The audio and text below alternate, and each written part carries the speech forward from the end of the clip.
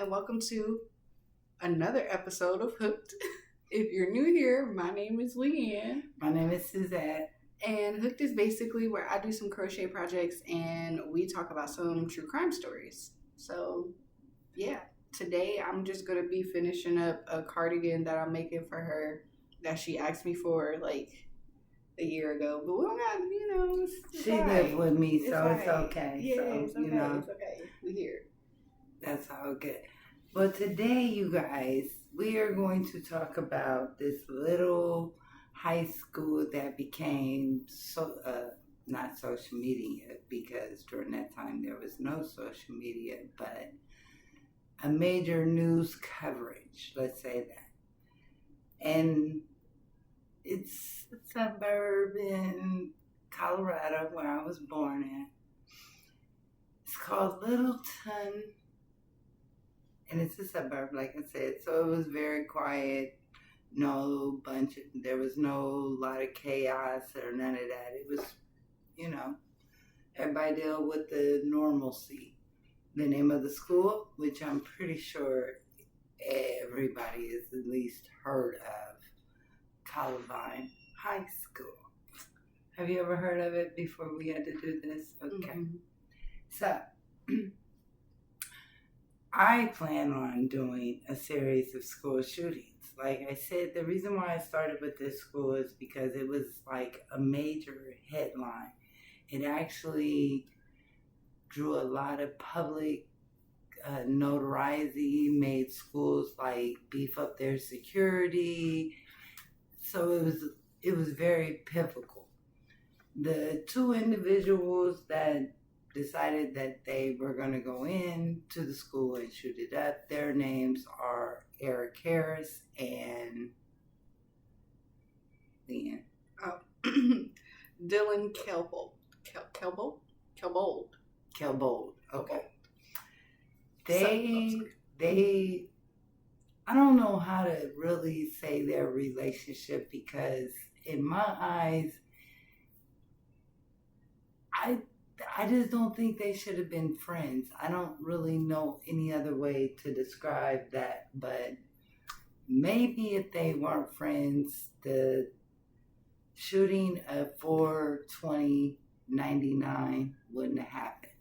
I'm going to go ahead and start out with the little background history of Mr. Eric Harris, and then I'm going to let her tell you about the background of Dylan Kelbold, I guess, But listen, Eric Harris actually was born in a military family on April 9th of 1981. He was very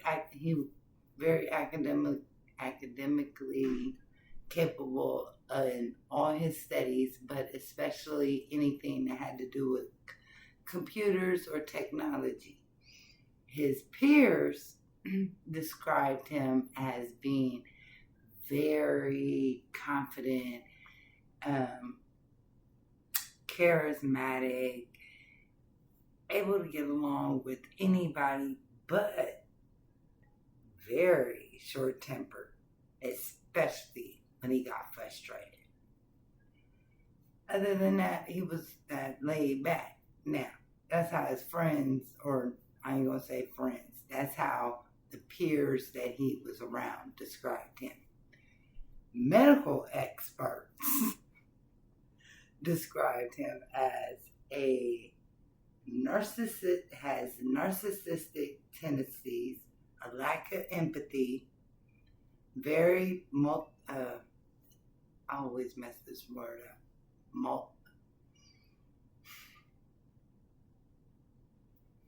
What word are you trying to say? It's that M word. It's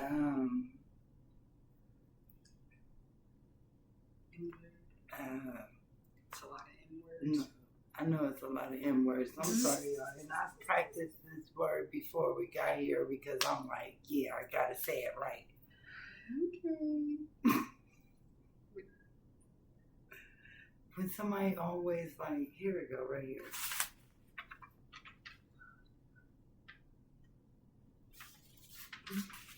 Manipulation? Thank you. Manipulation.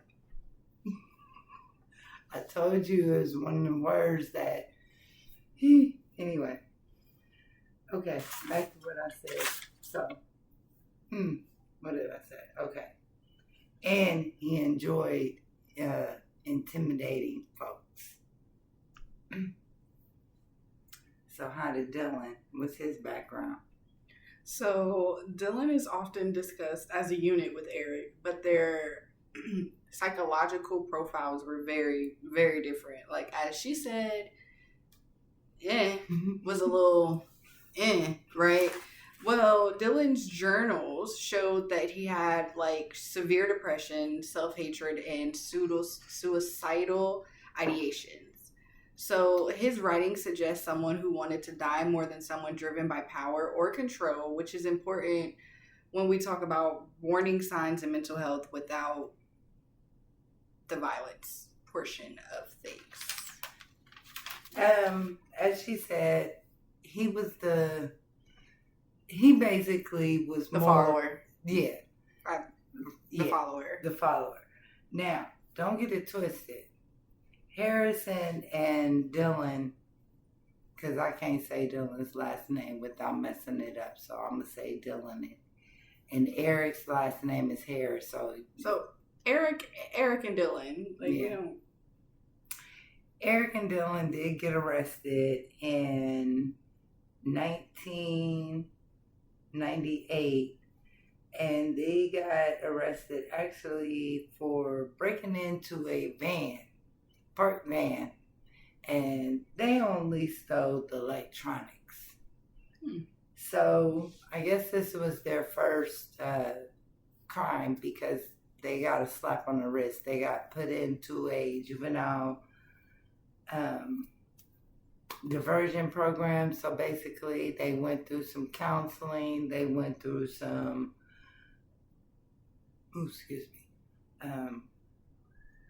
community service, and the courts and the public, they said, hey, they're cool, they went through all our programs, they passed them, so they're cool, they're good.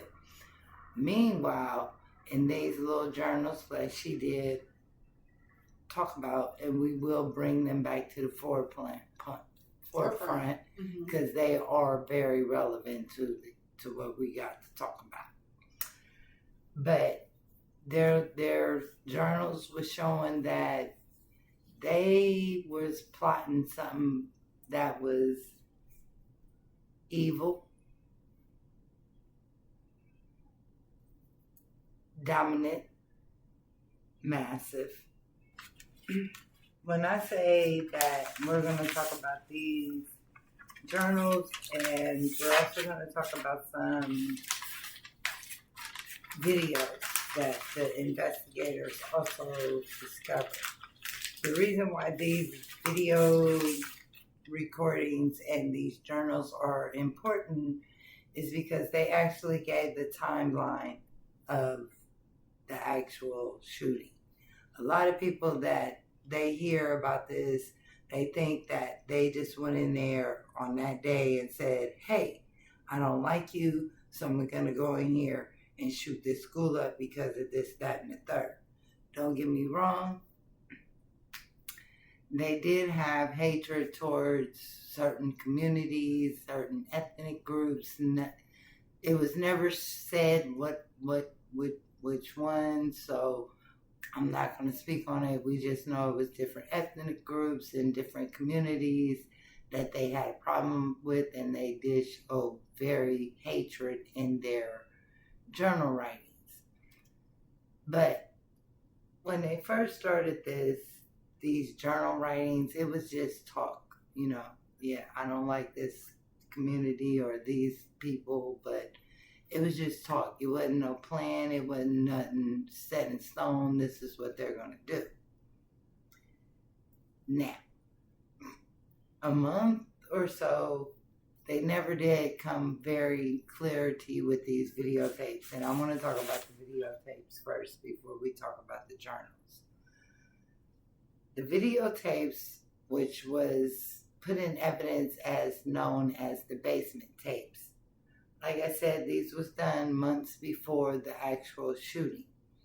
The reason why I want to talk about them because on these videotapes they talked about the hatred, the anger, the worldview, the violence, how they saw things, and what they were planning to do. These are teenagers. They are videotaping this in a basement. I would love to know what basement they were videotaping this in and how parents did not hear this, or maybe they just weren't, I don't know. But anywho, this is where it came really deep, you guys. I wasn't even allowed to have shut doors. This is where it became real deep.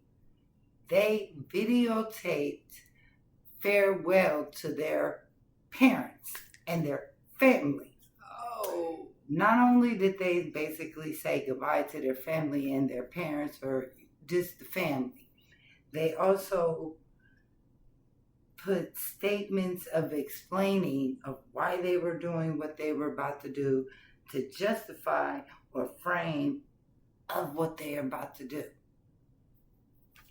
Once again, this is my daughter. These are teenagers we're talking about. These are teenagers. These ain't 18-year-olds. These are teenagers under the age of 18 in their parents' or guardian homes. Let that sink in. So, back to these. Now let's talk about these journals. In the summer of 98, like I said, a lot of their journal writings was just talk. It wasn't nothing real big, but you can also see where their bonds started becoming very intense and in line with one another, especially with the, if they gotta die, they gotta die. They didn't care. She already told you how Dylan was feeling. Eric was the dominant one. He really was the one that was the main planner. Dylan was, okay, man, whatever you want to do, basically. Hey, it's all good with me.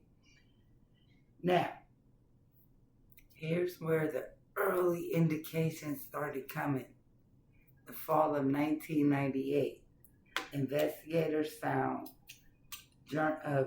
writings of them researching of bombs. Hold on. Not only are they researching the making of bombs, they're also sketching how to set them off.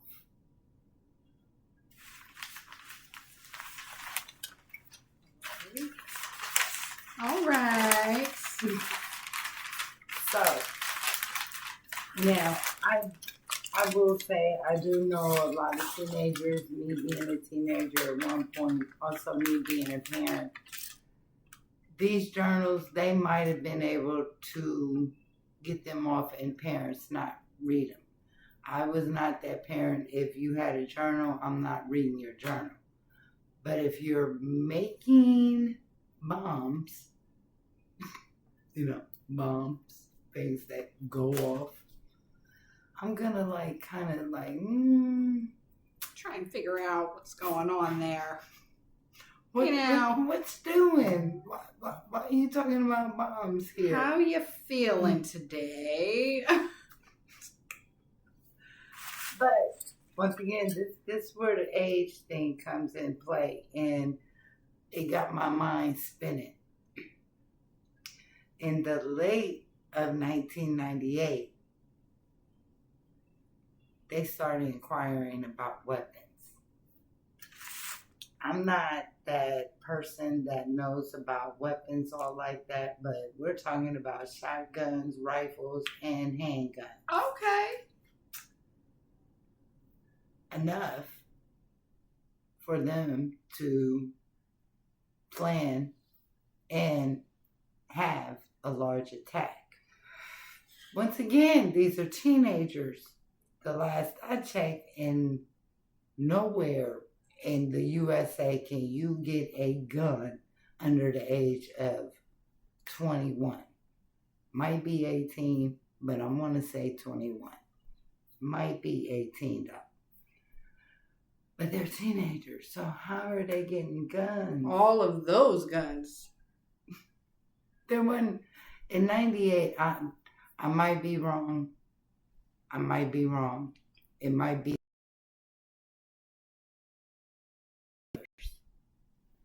of the internet, if you want to know what I'm talking about. So it might be that new age where they're just now getting into the internet, but even in 98, 99, I think we were in the dial-up, so you had to have a dial-up type John. Y'all know nothing about that. Let's move on. Anywho, now, so they done got all these weapons. There's sketches and there's research on bombs and how to make bombs and all that good stuff. Now, by the late 1998, early 99, their writing started to enforce and coordinate an attack. Basically, what I'm saying is now they're looking at how their school, the layout, the floor plan of their school, where they can put certain bombs and how far they got to be away from the bomb to set it off. They're starting to look at all this, that, and the third, where how they gonna do this, do that, the third. All in writing. They have these in journals of the floor plan and everything. So now we got to do the final preparations, and this was in April of 99. The beginning of April of 99, because you know that things happened on April 20th of 1999. So their final plan, what they did is they made sure that they had everything in view of attack, and if anything should go wrong, this is the next step. They made sure all their timing devices was preparated. They selected their clothes. Now they went to go make sure that they had the right clothes. They made sure that the logistics and coordination, everything was done. This is stressful. Like, I already know what happens and how it happens and everything, but just talking about it out loud is stressful. We don't really talk about the cases before we do them. We just jump on it. Like, we do our research and then we just jump on it. So, like, hearing it all out loud is a lot. Stressing me out. Now we're about to get to the day of the shooting. And if you guys aren't ready to hear it, this might be the time for where you tune out. Yeah. And I'm going to say that automatically. You might not want to hear this. The whole attack lasted 49 minutes. That's a long time. Are you guys ready?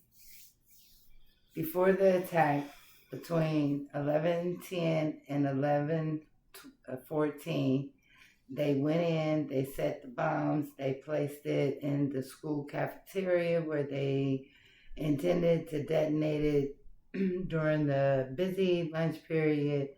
So when the kids started coming out because of the bomb, they were going to automatically start shooting.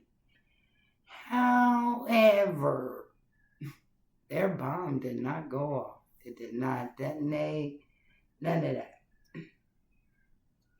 So, the shooting begins outside on the west side of the school, near the entrance where students were eating lunch. Some were sitting on the grass, and they were the first targets.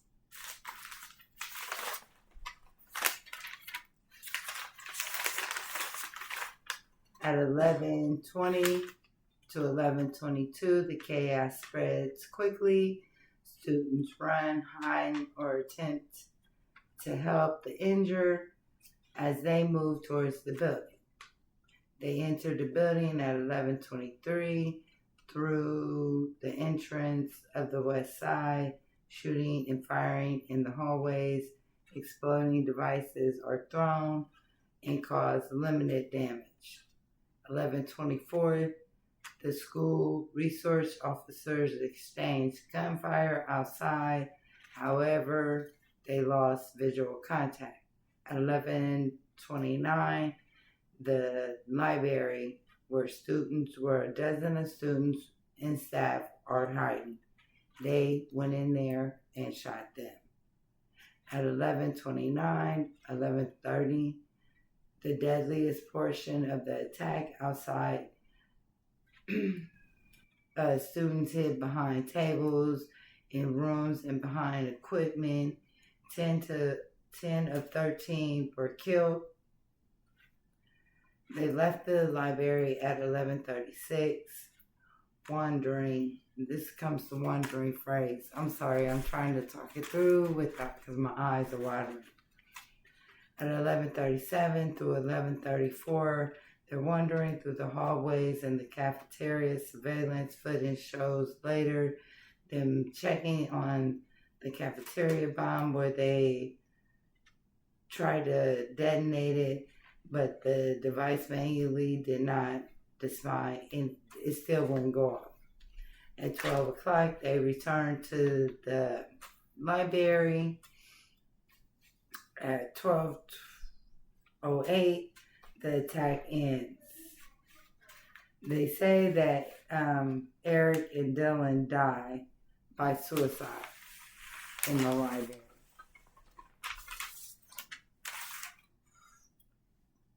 So, Leanne, it's your turn. So we're going to get into first responders. Firefighters and EMTs were held back until police cleared the scene. Some victims waited for medical help while bleeding out. So essentially, they definitely could have been saved, but EMTs and firefighters were held back. The life-saving people were held back or whatever. Many first responders reported that they had PTSD, survivor's guilt, and long-term trauma. And at the time, mental health support for them was very minimal. So they failed. There was a lot of first responding failures. So during the shooter at Columbine High School, police followed an outdated strategy that just didn't work out for that situation in particular at all whatsoever. Officers didn't immediately enter the building, even while the gunshots were being reported. You were in a fucking school. You're in a school.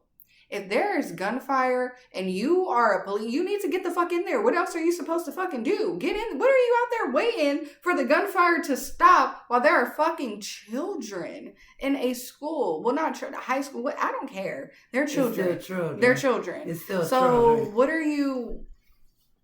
What are we doing here? Like, why? That's what got me. When I read that, they waited outside the school until all the shooting was done. Yeah. And then so the police did not shoot held them EMT and no, it was suicide. They held firefighters and EMT back that could have performed life-saving performances to save these kids, but no, they bled out because the METs couldn't get to them.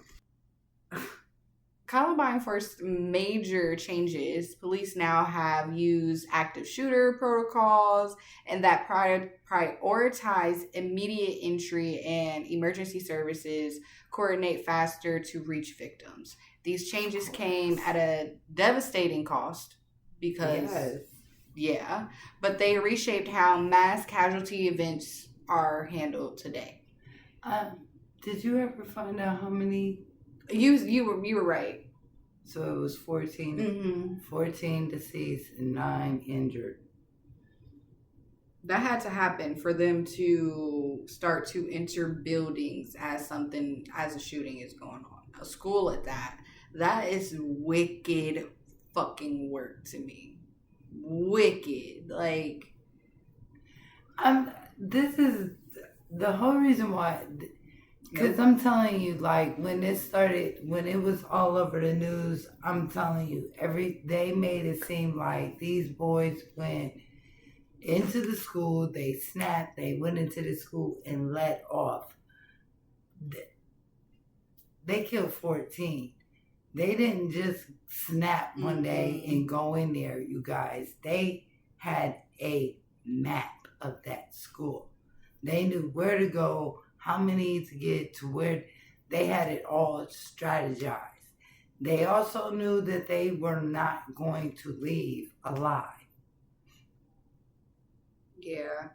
I mean, they had been planning this For almost, let's say a year. I mean, let's keep it a year. And nobody raised any eyebrows when these little motherfuckers went in there and bought all them guns or retrieved all them guns, or how did they get the guns? Because nobody's gonna not realize all those guns are stolen if they were stolen. And I'm not understand this, because I do understand that parents sometimes, especially single parents, they do a lot. It is a lot. They got the teenager, they working, they trying to get home, they probably got younger siblings or whatnot, and I understand, but What exactly do you understand? I understand. What exactly is it that you understand? I do understand, like sometimes for single parents it can be overwhelming. So I'm not going to blame the parents, but I do want to know, like, how is your kids able to make bombs, make videos, and you not know? Like, it's like, hey, Dylan. Hey, buddy. Hey, what you and Eric up to in there? You know, it's a little weird. With a toad. Yeah, on God. Dylan with Go a to Dylan. toad. Go to Dylan. Go to I think Dylan. Dylan with a toad. Oh, God. I would have had some suspicion, and then I would have went to that journal. Yeah, buddy, Eric's not allowed over here anymore. I don't think I want you to be friends with him anymore, buddy. Let's get you some help. Actually, babe, go ahead, warm up the car. We're going to go ahead and go see a psychologist, wherever you need to go, baby. Wherever you need to, we're going to get you help. Okay? But Eric, he's out of the equation. You can't be friends with him anymore. No, ma'am. No, sir. No, sir. And, okay. Jeez. They got arrested together. Of course they got arrested together. Before any of this, at that point, usually parents be like, yo, listen. I know it was before this, Mom. They didn't leave the school together. I know. I'm sorry. They didn't leave the school. Normally parents, when you get in trouble with... Oh, yeah. A parent be like, y'all gonna take a break. Yeah. What do you mean that he's You know what they call them at house? my daughter's school? They call them friendship breaks. Yeah, they need a friendship break. Friendship challenges. Fuck a challenge. They need friendship challenges. They need a friendship break. They need to not be friends no more. They need a friendship demolishment. Okay? Something. And then I'm trying to figure out, because, like, so when they got in trouble and they went through this little... Where are their parents? I didn't really get anything into... I didn't see anything with the parents either. Yeah. But I didn't really... Even though I felt like I probably should have... With him being Eric's parents being... Or him coming from a military family, I'm like, he traveled a lot, so he didn't probably have a lot of friends. He moved around too much, and their family settled in Little Rock, probably a little bit before high school. His family was probably just happy that he had a friend. That part. But Dylan, where was his parents?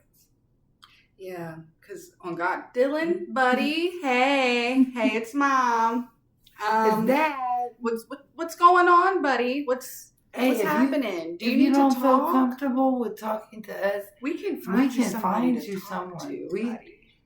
You don't have to talk to Eric. Eric is not your friend. Eric is not good. Eric's not a good Eric's friend. not your friend. Eric's not. Because they said that they bonded over shared grief experience. So what was their grief experience? That You know what? It don't even matter. That even makes it even worse because it's not really a friendship. You don't have a friendship. Yeah. So now it's more like a drug. So I wonder who. Eric needed Dylan to make himself feel power. Dylan needed Eric to give him some type of meaning. Mm-hmm. And that's a deadly combination. Very deadly. And this is what happens. Mm-hmm. Do I think it could have been avoided? Definitely. When them two got arrested in 98, a whole dang near year before this, at that point, there should have been some intervention. Honestly. I'm not trying to blame because I know in 98 is very different from 2026. So I can't remember back in 98, 99. Actually, it happened in 99. So I can't remember in 99 what type of technology and all this, that, and the third was going on. But Eric, or whoever did the mental thing on Eric, they already said he was narcissistic. So that lets you know, like, he ain't for the right things. Mm-hmm. And he knows how to charm a person, because all his peers said he was a charmer. So he knew what to say, how to say it. Very manipulative. There it is.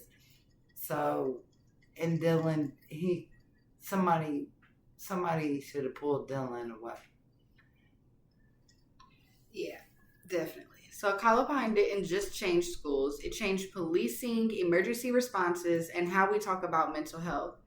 And those lessons were paid for in the lives of those Columbine High School students. So that was it for today's Stitch and Story session. This is what we got. Hold on, wait. This is what I got so far. We working on it. We getting somewhere, you know. Hey. Yeah, we're getting somewhere. Don't worry, because when it's done, I will be wearing it. I do want to say, you said it changed the mental health issues. The way we talk about mental health. No, it didn't change the issues. It changed the way that mental health was talked about. You got to understand, back then, mental health wasn't really a big thing. It wasn't a big thing. Something that was talked about. And it was very clear that Dylan had massive mental health issues that did not get treated or even recognized. So it, like I said, it did change the way that mental health was looked at and talked about. Not looked at, but talked about. Also looked at. I mean, everything. Because no one in their right mind. I mean, Eric had some issues too, because no one in their right mind is going to go into a school and to plan to go into a school for so long and do what they did on that day. That is true. I do want to say it did, because it made mental health become available to a lot of people. But in my opinion, it still was a hush until around 2015. That's when you started seeing all the commercials about mental health and everything. I don't think so. I think it really didn't. People really didn't start talking about it until COVID, because that's when shit started getting actually real. You know what? You might be right. But anyway, that's a whole nother subject, and we don't want to hop into that because we'll be here for probably too long. and we got things to do. Babies to feed. Well, I don't have. She's my child, and my baby is. All right. Relax. Release. Don't be somebody we talk about. For sure. Because We will talk about you. Definitely will talk about you. Yes. Love y'all. Love you. Bye-bye. Bye bye.